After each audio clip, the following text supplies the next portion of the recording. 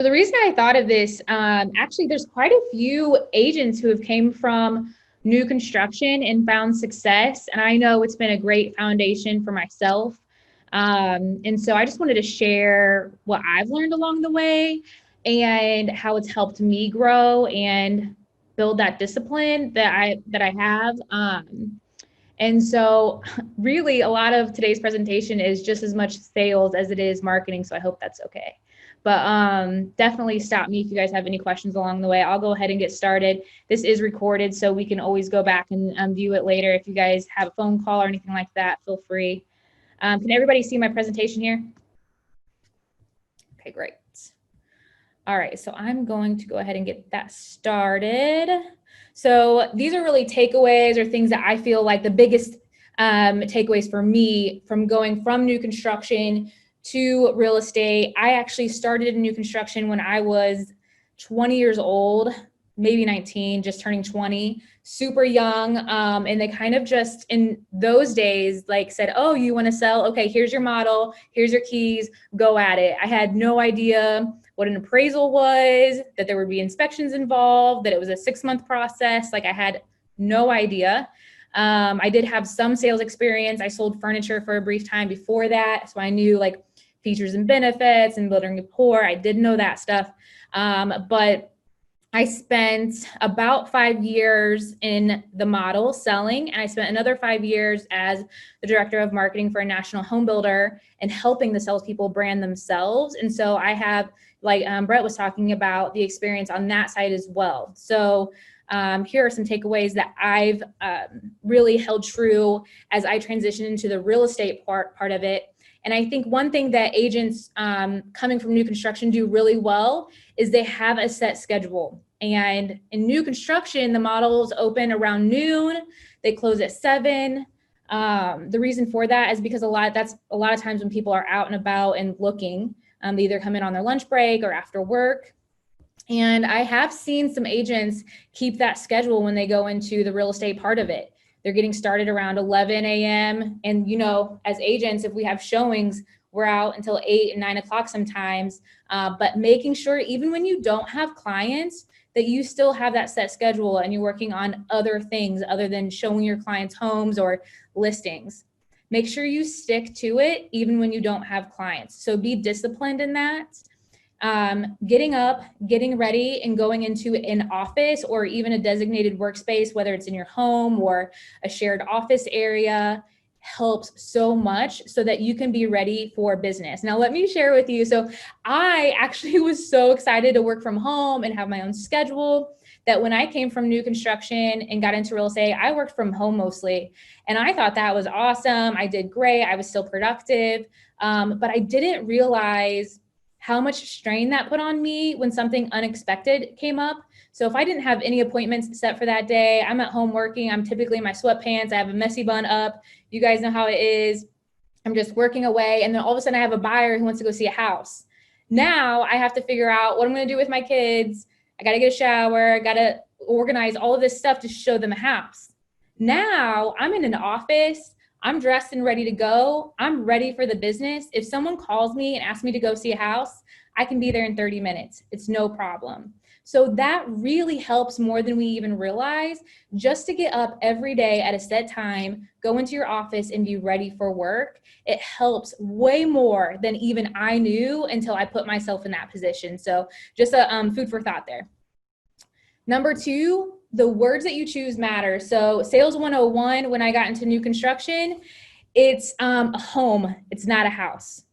You are building your new home. You're not building a house. That matters so much. The home really tugs on the heartstrings. It means something to people. They're selling their house because the house no longer, we're trying to put their current house in the background. They're going to buy their new home. So make sure that when we're talking to people that we're using the right verbiage when they're selling their house and they're moving into their new home. That truly does matter, even in your marketing. We're talking about price or cost. We don't want to say something's expensive or it's going to cost this much. Whether we're going to talk about their investment, because it's not just about, you know, their granite countertops costing $5,000. They're investing in their home. And so we want to make sure that the verbiage we use for them is warm and fuzzy and going to make them feel good about the money they're spending. This is a big one. I hear a lot of agents say lot when we're talking about their yard or the home site, the lot that they're on. It's not a lot, it's a home site. Just a much more pleasant sounding word to describe the same thing. And then especially in your marketing, when you're talking about someone's home site, make sure we're not saying lot. And then ask open-ended questions. Kyle Gillette is great at this. The reason we want to do this is because obviously you guys are in sales, you know, but the more we can ask questions, the more we get our clients talking to us. And when we're in sales and new construction, they're coming in, we're in a model, we don't know these people all. So we're really lucky as agents. A lot of times we get to work with people that we know or have some type of relationship with sometimes. In the model, that's not the case. So we have to get really good at building rapport and asking questions to find out what those people are looking for. And so it's interesting how much when you ask questions and show interest, they will talk to you and divulge their information and like what they're looking for. And you can build that friendship so quickly. And you don't get there by asking questions that result in a yes or no answer. You get there by asking about their current situation, what their time frame looks like, what's causing them to move. Those things really get them talking and opening up to you, and then you're going to be able to help them better. So make sure we're asking open-ended questions, not yes or no questions. And then drive home the benefit to your client. So in new construction, Brett, you're probably gonna, this take you back. Feature dumping was a big thing for new salespeople. What they would do is when a client would come through, if you're super uncomfortable in sales, sometimes it's easy to walk through a house and be like, well, here's the kitchen, here's the living room, here's the bedrooms. And like, it's just, you're kind of dumping all these things on people instead of asking them what's most interesting to them. So instead of saying, here's the kitchen, you want to talk about what the benefit of that kitchen layout is, or the benefit of the upgrades are to them. So they have quartz countertops in the kitchen. The benefit to the buyer on that is that they don't have to seal it every year, that it's low maintenance and it looks great. So you want to drive home why that should matter to them. And I think that as agents, we could do a better job of this as we're going through homes for sale, you know, really talking them through like the features that they're looking at and why that should matter to them, instead of just opening the door and letting them walk through, really taking them through what it is that they're buying. And if we don't know, finding those things out, especially if you know that they're interested.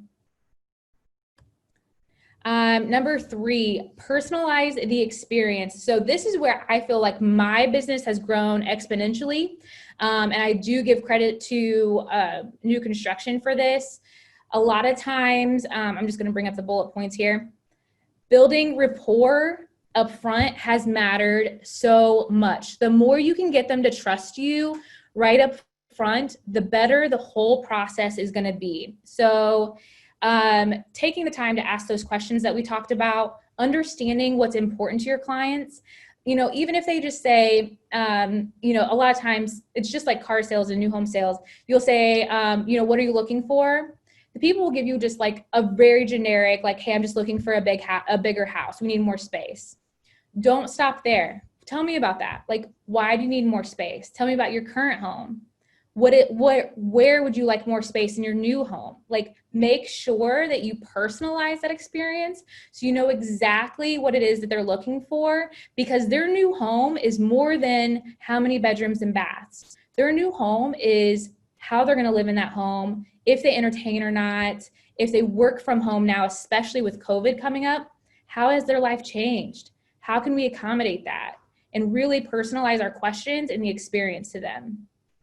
A big thing too that I've found a lot of success in is closing gifts. So one of my favorite stories in new construction, I was selling a home with a finished basement. The parents, of course, loved the home. The kids said they did not like the home because there was no toys in the basement. And in their old home, they had toys in the basement. So for the closing gift, it was around Easter time. I actually did an Easter egg hunt to the basement that led them down to the basement. And when they got down there, I had toys lined up all along the back wall with a big board with their names on it and said, welcome home. And just about every year, the clients still message me with that memory just because the kids were so excited about it and gave them a warm intro to that house, to their home, sorry. So the more we can personalize it, the better. And a lot of times we don't have the funds maybe to go all out, or the time. The time is like, it takes a while to personalize and figure out what would be a meaningful gift to them. But I promise you, at closing, if you were to give them something that like was meaningful, even if it's just a really nice card, it's going to go a long way. I promise you. I get so many messages years later from clients who still say, hey, we still use the wine glasses that you gave me, or hey, I still love the hunter boots you gave me. Like, it matters. So if you can personalize the closing gift at the end, it's a really nice touch. I'd highly recommend doing that. 4, and I've seen this a lot lately, and I can't encourage you enough to just be ready for the business. So in new home sales, before we could really sell towards the end, like it changed a little bit towards the end, you would have to know the purchase agreement up front. Like, you would have to know exactly what it says. And we went over the purchase agreement with everybody the whole time through. And not just that, like at Lennar specifically, I don't know if you probably have Lennar in your areas, but we had a sheet, an expectation sheet that we had our clients fill out. And they would say like what they're looking forward to in the process, what they're nervous about in the process, and what they expect in their new home. And you guys, if they put on there that they can't wait for their perfect new home, our division president would not sell them a home, because that meant they didn't have the right expectations. So I would encourage you to know like what expectations to set with your clients, what the documents say that you're asking them to sign, and be ready to go through that with them, because the more expectations that we can set up front, the easier the process will be. And I promise you, like in new construction, and even now, sometimes if I have a buyer and they just want to go see a house right now, and I don't get to that buyer's consultation, I almost always have a tougher time through that process than if I were to just take 30 minutes and go through what the process looks like, how I can help them, my experience, so they trust me, and let them know what's next. Because when you can take those questions off the table for them, they're just going to be a lot more at ease. They're going to understand the process a little more. That doesn't mean they won't have questions, but they're going to be more prepared for what's next. And it will make the whole process so much easier. And they're going to love you a lot more at the end, which means more referrals for us. So it does make a big difference. Also, have all the marketing you need to help the process, to help brand yourself right now, not when you get the business. So a big pet peeve of mine is when agents ask to do open houses and then they ask for open house signs. Have your own open house signs. The last thing you want is to hold an open house and then brand somebody else with their signs. Make sure your name and number are on your open house signs, that your name and number are on your listing sign that you're going to put out front, and that you have all that ready to go. So when you have a client, you're ready to go. You don't have to do all of that work up front. You're ready for it. So take the time to have all that ready to go so you can help them as quickly as possible, and you're never branding somebody else. And practice your scripting and sequence of questions. So in new construction, we actually did role plays a ton. And believe me, I hate role plays. My hands get sweaty. I like do not like it at all. But it helps. And I still don't, when I talk to someone, I'm not going off of a script, but I do feel very comfortable in the questions I know I need to ask, and I can do it in a natural way because I've done so many role plays and understood the sequence of questions. So I would encourage you to take the time to find a script with questions that you like, whether it's for a buyer or seller, and go through them often, even if it's with yourself, or if you have an accountability partner or somebody at work you can do role plays with. Heck, I'll jump on a Zoom call and role play with you. It will help so much when you get in front of a client and you already know what to say. It helps so much. So I was very appreciative, even though I hated role playing, I was appreciative that I was forced to do it. This one is not going to be of any surprise to you guys.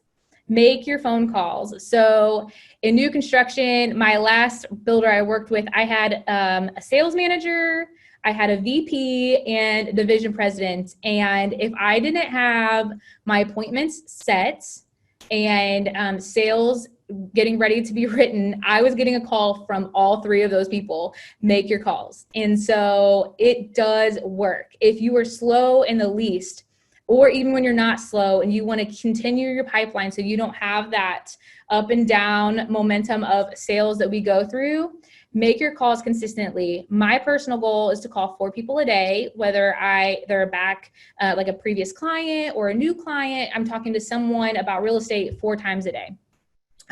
So make a goal for yourself on how many calls you would want to make, and make sure that you hold yourself accountable to that.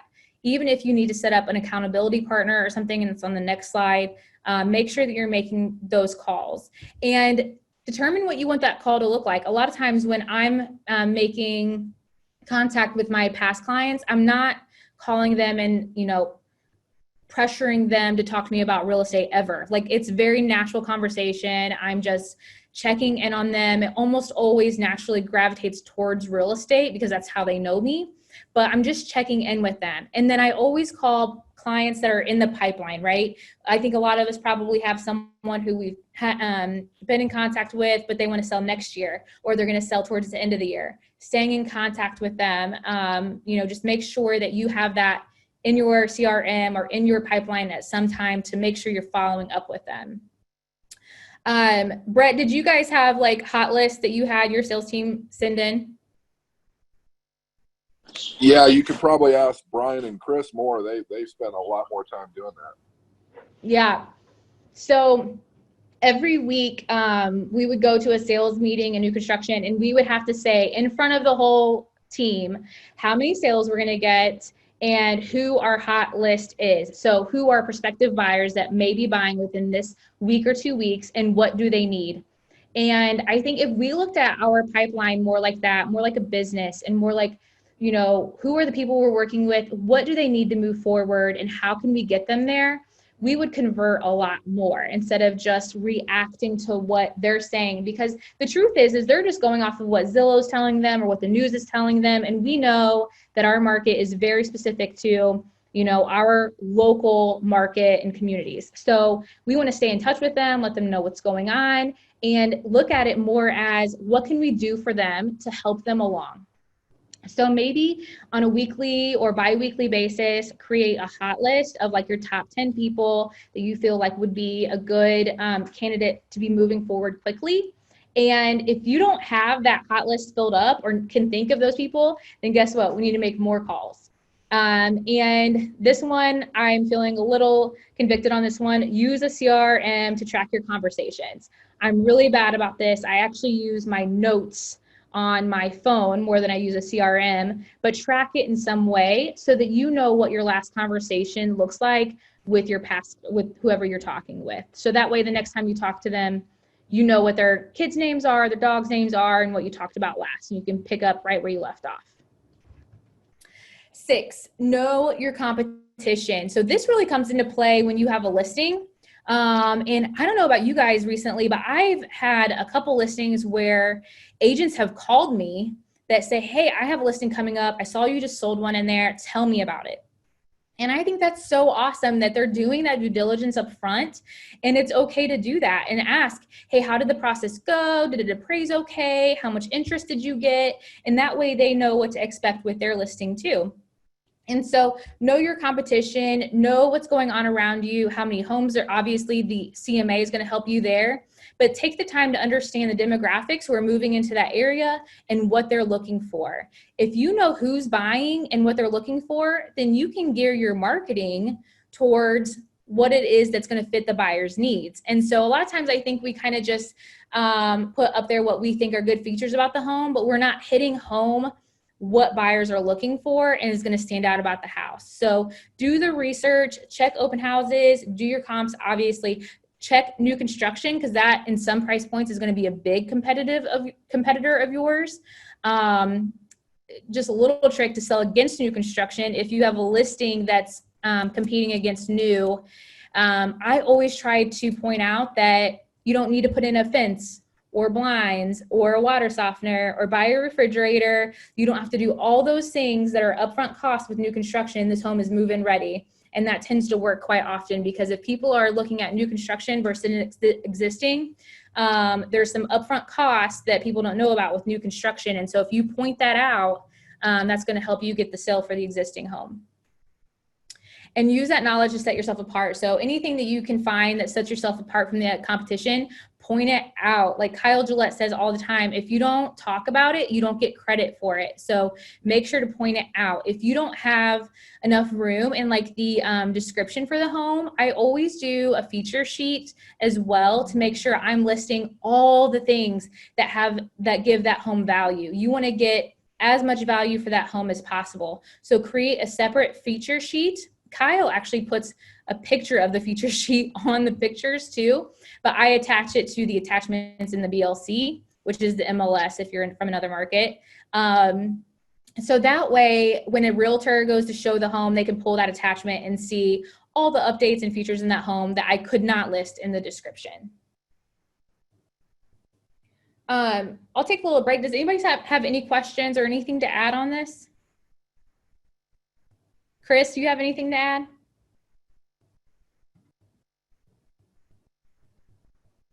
Steve's on here too. All right. I'll keep it going. Training is ongoing. I'm talking to the choir right now because you guys are all on this call, but training is ongoing. Never stop learning and figuring out what's new. Stay knowledgeable, and that's going to help you stay motivated and therefore confident when we're talking to our people. So in new home sales, we were constantly listening to sales trainers, Brian Buffini, Tom Ferry. I think there's one called Jeffrey Gitomer that's pretty good too. But we were always reading books and talking about it, listening to podcasts, figuring out new ways, what buyers are looking for, or how to sell homes quickly. So the more you can stay knowledgeable, the better. I tend to listen to podcasts or like YouTube videos while I'm getting ready or I'm in the car. But wherever you can find time, try to make sure that you're always getting like a daily dose of education about what's going on and how you can make yourself better. Obviously things change, so make sure that you're staying curious about what's going on and how you can be at the top of the market. So for instance, with COVID-19 happening, things happened so fast, like changed. I talked to a few VPs of builders in the area, and they said they're already planning to incorporate more at-home workspace in floor plans. Like that's how quickly things change. So think about when things change in our lives, it's probably affecting other things. Let's make sure that we're on top of that and like understand so we can have that conversation with our clients. Okay. And then stay open-minded, change with the times. That's what I was just talking about with builders. And then staying open-minded, I actually thought of like Kyle Gillette, and there's a top agent in our market named Dick Richwine. Dick is 76 years old, and he is on Facebook posting almost daily. And when he has a listing, he does all the virtual tours, and he boosts them on Facebook and sends them sends his clients the reports from the ads. And it's interesting to me, at 76 years old, he is still so open-minded and willing to do what it takes, that he's learned Facebook, which is totally not like, he didn't grow up with it like some of us did. He didn't, understand it at all. And he's not paying somebody to do it either. He's getting on Facebook. This is a $100 million a year agent getting on Facebook himself and doing the ads. So stay open-minded, be willing to learn new ways of doing things, and that's going to help you stay on top of the market and like really differentiate yourself. Find people in the business that you admire and find out what they do, make it your own. So in new construction, just like in real estate, there was always top producers. Ryan Radecki comes to mind. I was always asking Ryan, he's an agent with us, what is it that you're doing? What are you doing? How can I implement what you're doing? And that's what I love about Easy Street and High Garden. These Zoom meetings, like collaborating and sharing what we do to be successful. Like, make sure that if you see someone doing something that you admire or a top producer and you just, you feel like you can relate to them, ask questions and see how you can implement that into your own business. We're all willing to help and share, and there's no better way to grow quickly than to reflect on what other agents are doing well. And have an accountability partner. So for me, this is my fiance at home. I feel like I always joke with him, I feel like he's like my sales manager from the building days, like weekly or sometimes nightly. He's asking me what's next, like what sales I have going forward. He has an Excel spreadsheet where he tracks it for me, and he holds me accountable. I feel like I have to have something next to stay going, stay motivated, and he's always pushing me. And so have somebody, whether it's someone in your home, someone at the office, I'm happy to help. If you need an accountability partner, I can do a check-in for you. And I would encourage you to track your calls, appointments set, and sales. And the biggest predictability of success, future success, is how many appointments you have. If you look at your calendar right now and you don't have any appointments, guess what? You probably don't have many sales coming up either. So make sure you're setting appointments. In new home sales, that's all, I mean, besides sales, appointments mattered so much. How many appointments do you have? And then how do we convert them? So make sure you're tracking appointments, make sure you're setting them. Shadow a mentor or experienced agents that you can learn from. So this is for anyone who's new to the industry, or maybe you're a year or two in and you just don't feel like you've gotten to where you want to be. There's no shame in shadowing people or mentoring with them. Ask them to go to an open house or stop into a new home construction model and, you know, shadow a purchase agreement or a framing walkthrough so that you can talk to your clients more in depth about new construction. So if you want to learn something about the business, go after it and shadow those that are experienced. The people that are doing well, I promise you, top producers, they want to share what they know. It's exciting to them to be able to give back. So take advantage of that and just make sure that you're reaching out so that you can take it full advantage. So commit to a goal and revisit it often. Make it public if that helps. So I mentioned it earlier. Every week in new construction, we would sit in a sales meeting. It would be a huge group. We'd have about 25 people typically on the team, and we would have to tell our division president, VP, and sales manager, along with all of our team, that we're going to get 3 sales that week. And then guess what? The next week when we would come in, we'd have to say how many sales we actually got. So, and when you commit and you post it up somewhere to stay accountable, it's more likely that you're going to hit it. So if you're going to get real serious about how many sales you want in the future, if you can commit to a goal, post it somewhere where others can see it and hold you accountable, you're going to have a lot more likelihood that you'll get there. And we're wrapping up here. Number 9, determine your unique selling proposition. So in new construction, sometimes we would move from community to community. And the first thing I would do when I would get to a new community is to determine why I was different. Because with builders, you've probably seen this. If you have a builder on one side of the street, on the other side of the street, you probably have 2 more. Builders are almost always like in a cluster, so your competition is very close by.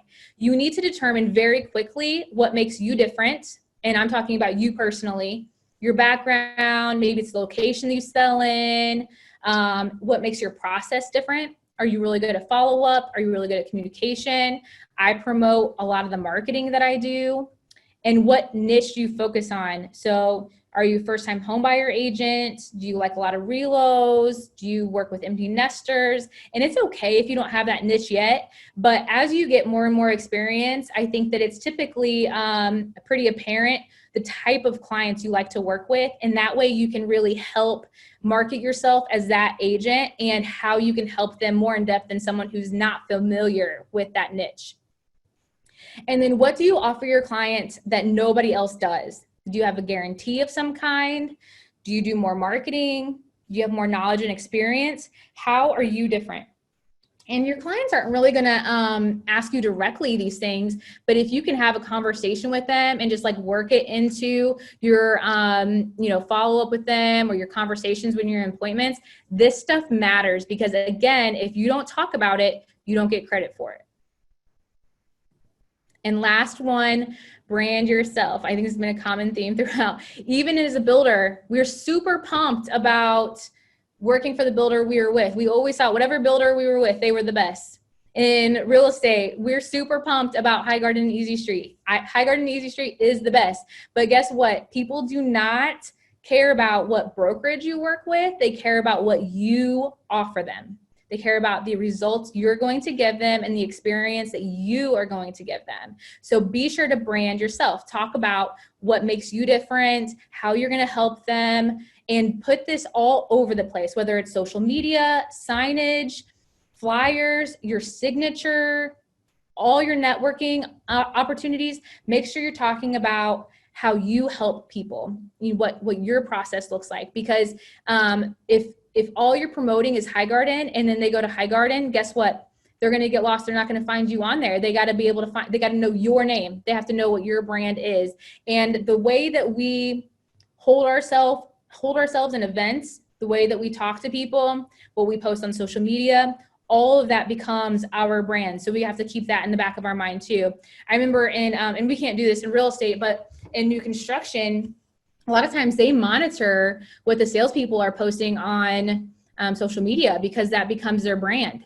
So right now we have to be very careful not to talk about, taboo topics because we're branding ourselves that way. We have to be very careful of what we put out there. So just keep that in mind and make sure to promote your name just as much, if not more, than the brokerage that you work for.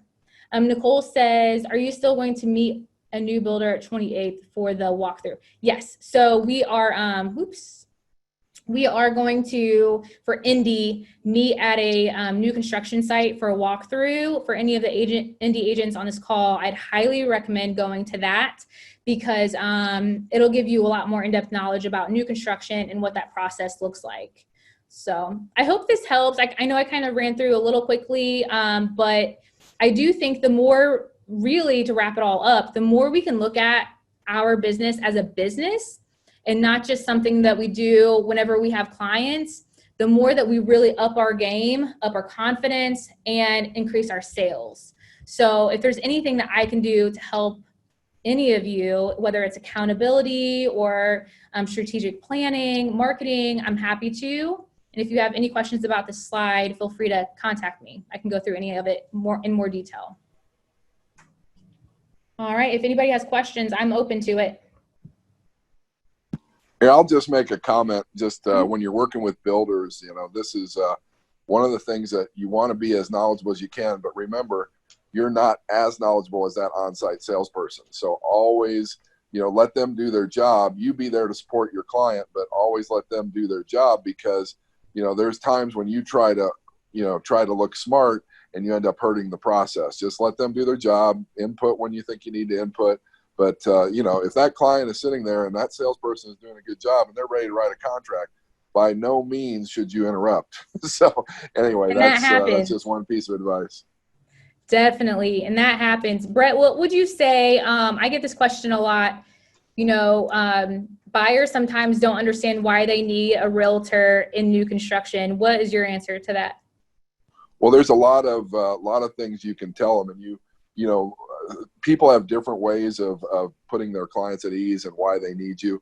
The biggest thing is to make them realize that the on-site salesperson, no matter how friendly they are, they work for the builder. They're not working for you. And the second thing is that, some people say, well, won't I get a better deal if I don't have to pay a realtor? And the biggest explanation for that is say, no, look, builders have already put in their budgets that they're going to have so many realtor sales. So they don't care if they do or do not have a realtor. And the builders that do care, those are the ones you don't want to deal with anyway, but they usually don't care. And so they're happy to have the realtor business. And then you have another set of eyes. I may sit with you the whole time and not have to do anything, but I'm there if you need to, some analysis or anything you want to do. And that's the biggest thing to get across to them is that, you're just an advocate for them, and hopefully things will go smooth and you won't need me, but it doesn't hurt you to have me around. So true. I have 5 new construction deals going on right now. And for the most part, I haven't really had to get involved because everything has gone so smoothly. But every once in a while, I have clients say, man, I don't know what I would have done without you, to have that second set of eyes to advocate for them. Brett, you're so right. Like when I was in new home sales, my toughest moments were when I really wanted to advocate for the buyer, but my job was to sell for the builder. And so you're kind of like, you have to side with the person who's employing you, right? So as a buyer, it's in your best interest to have that realtor. And as a new home salesperson, my marketing efforts towards getting new business was realtors. Like 90% of my business were realtors who brought me buyers. So they want you there. They do want you to part of it, as long as what Brett is saying, as long as you're helping the process, not trying to interrupt it and act as the expert when maybe you're not in that particular community and have that knowledge base that the on-site salesperson does. Such a good point. Anybody else have any questions or anything to add? I have something to add. Sure, Kelly. Just to your point, getting and for the agents that are just maybe getting their feet wet, is creating relationships with those new construction community reps and having conversations with them. And then when you are having your buyer meet with them, they already know you and like you, so you look like a great resource for your client that way.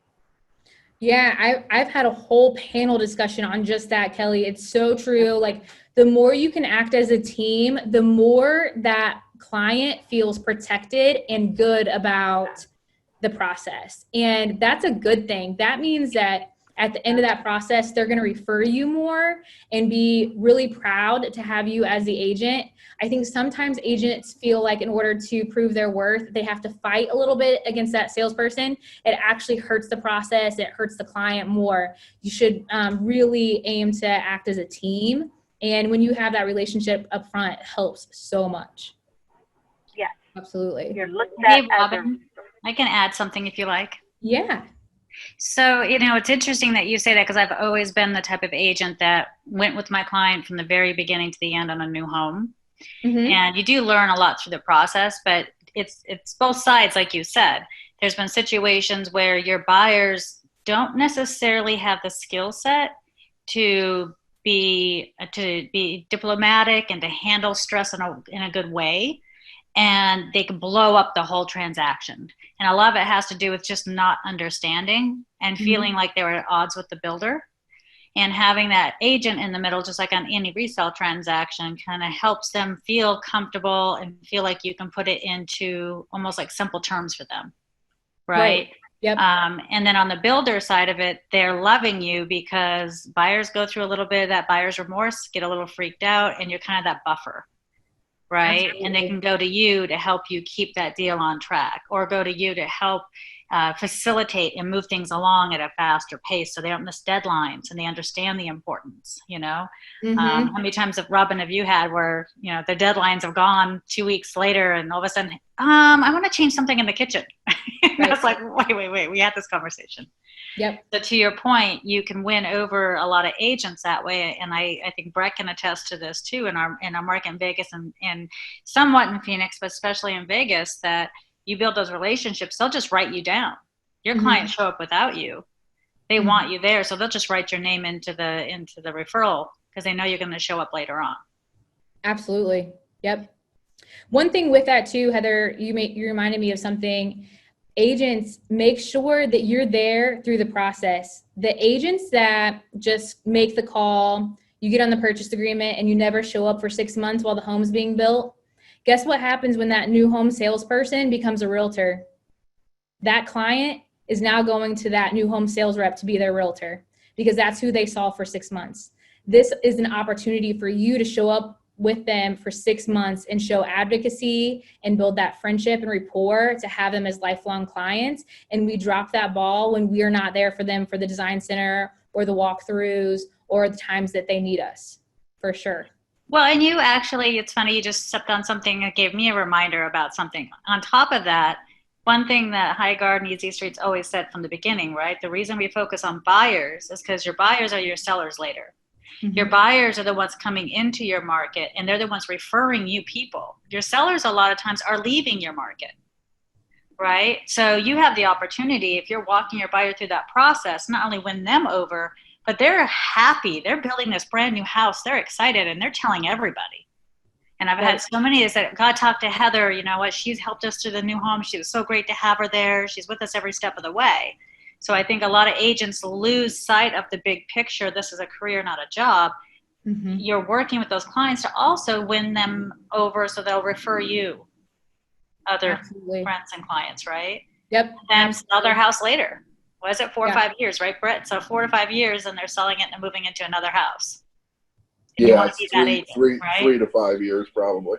3 to 5, yeah. So then you get to be that agent yet again, right? But if you drop the ball, we hear it all the time. Yeah, I never heard from my agent since they signed me in at the new home. Mm-hmm. Yep. I'm out not every week, but probably every 2 weeks with my current new construction deals, sending them updates. And guess what? They've probably already seen the updates. They're probably there every day, but they know that I'm checking in and I'm there and I know what's going on. And that means something. And even during the design center, you know, I'm not making their design center decisions and there's nothing to like negotiate there for them. But I've had a few clients just recently say, I feel so much better when you're there. Like they just feel like they're not missing a step or they're not making a wrong decision. Just that extra confirmation matters. And so guess what? I'm going to be there. You know, I think it's a big win for us when we recognize those things. Well, and to your point, I just did a new home design center yesterday, and they were a little stressed because the cabinets they wanted, right, that were in the model are going to be that much, it's level 6, you know? Right. And so the ones that were not, they could do the 42 inch, but what some builders do and some don't, and you wouldn't know this as a buyer, some of them will allow you to pay for just the crown. Mm-hmm. Right? So you get those 42 inch base cabinets and you put a 4-inch crown on the top for $800. You just made your cabinets look like tier 6. Yep. Right. So to your point, you sit there, you let them design their home, you go through it, but then you can, a few of those things that, you know, builders are different and where they might have opportunities to be able to save some money and put money elsewhere if they're having a hard time staying within their budget. Again, helps you be their advocate because you understand them better than that design center person because that's the first time they've met them. Yep, absolutely. And for anyone who hasn't been through that, like what you just said can be intimidating because they're like 42 inch what and crown what? Like it can be, if you don't know those things, that's okay. Like go visit the design center. A lot of them have open hours. Go like on the weekends, they have open preview. I don't know if now with COVID, you might have to set an appointment, but go through it and say, hey, I want to understand the process and what buyers are looking for and what should I be pointing out as a realtor, and go get that experience without practicing on your clients. You can go out there and be proactive about all that. I have a question. I've not done any new home sales or anything, so this is like all very new to me, and this might be a whole nother topic, but I was curious, like, you know, what are some like specific areas we can add value as an agent, like 5 to 10 ways that like we can like watch out for or pay attention to, or like maybe some common areas that it's really helpful if we step in and guide, or stress points, like that kind of thing. I'm sure this is a whole nother topic, but. That's a great topic. I have a few, and then Heather and Brett, if you want to chime in too. My initial thought is negotiating up front. A lot of clients don't want to negotiate. They don't feel comfortable negotiating, so you can do that on their behalf. And that can be a conversation on the side with the new home salesperson. Hey, what have homes, you know, like what promotions have you been giving? And like, is there wiggle room? They're going to tell you what they can do to get it done. And then some builders aren't negotiating at all. So you certainly want to know what expectations to set. You don't want to say, hey, I'll negotiate for you. And then you go to Arbor and they're not giving you anything. You know what I mean? So having that conversation on the side, but negotiating upfront is like a big one. Also, I would always recommend them getting an inspection. That doesn't have to be all the way through the process. It can be, but definitely at the end, because even builders miss things sometimes. But they're going to fix it, especially if it's to code, if it has to meet code. And then updates throughout the process and helping them with communication between them and the salesperson. A lot like Heather was saying, looks like she has to jump off. Sometimes the client can get the feeling that the salesperson works for the builder and you work for them. So being that middle person to communicate for them and make sure everything is going seamless is a big help to them, especially right now when everybody's living very busy lives. They have kids at home, all this stuff. Being that person to make sure everything's going smoothly throughout is huge. That's really Brett, helpful. do you have anything to add on that? I feel like I'm missing something. No, I mean, you're saying pretty much it. I mean, any kind of issues, you know, it's not all of us are good at reading contracts. I am. I read them all the time as the broker. So, and as a builder, those contracts are very complicated. So the biggest thing is one of the things you can advocate is tell them, look, don't be afraid of the contract. They're going to have all kinds of clauses to protect themselves. Just if you have any questions, you can ask the salesperson, ask myself. I'm here for that. And another big thing that you can help with is once the home is constructed, their final walkthrough, having that second set of eyes because you're experienced in it, help telling them that you're happy to go with them on their walkthrough and you know, point out things that the builder should take care of before you close, stuff like that. And then just being there to ask any questions. You can tell them they can always start with you. You'll help them get in touch with the right person at the builder. Yeah, good question. Robyn, I have a question, hun. Yeah. So if we have a buyer that's interested, maybe not necessarily in a new build as far as kind of like the design and ground up, maybe some of these existing, newer neighborhoods, obviously the developments are there, the homes are in, the model homes. How do we know if that buyer qualifies or if they're interested in that process? Is it the lender talking to them first? Because a lot of that, the new builds would rather the process kind of go through their lender that they have. Mm-hmm. So for me personally, I don't, I make sure that all of my clients are pre-approved before we go look. Right. And in new construction, that's just as true, Lauren, because the last thing you want them to do is fall in love with a house they can't afford. So right. Definitely want to talk to them about their buying power, what they're comfortable with for monthly payment, get them pre-approved with your lender. And then if they decide to build or even buy a spec home or inventory home, they can still get pre-approved with the builder's lender. And a lot of times that lender is going to offer closing costs or something like that.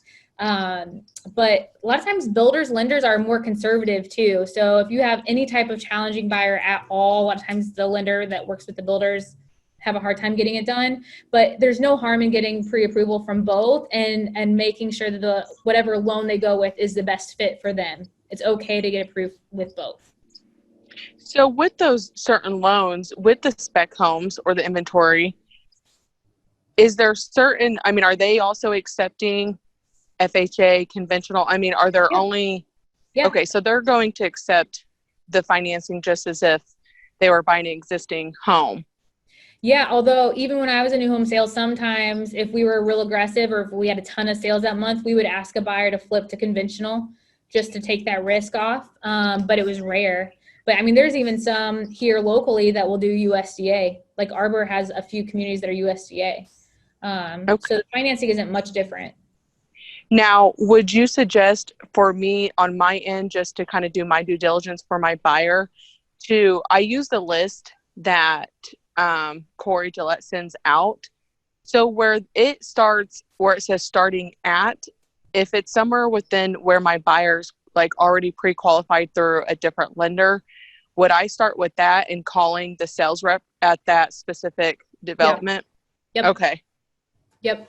And let them know what they're looking for, what their pricing looks like, and ask them what opportunities they have for your buyer, because they'll get you all that information. Okay, I'm going to go that route because I didn't really know where to begin for the buyer, and he's interested in going that route now because of the little existing inventory. So that helps. Yep. That's a good start. Thank you. Mm-hmm. This has been a really good discussion. Does anyone else have anything to add? All right, guys. Well, thanks so much for hopping on. Too. Yeah. What's going on, Courtney? Oh no, I was gonna say I would show up for a part 2 if you did it. Okay. Yeah, definitely. This was a great discussion, so we'll keep it rolling. All right, guys. Well, have a great rest of your week. And if you need anything, I'm here for you. Just let me know. Thanks, Robyn. Have a good one. Bye.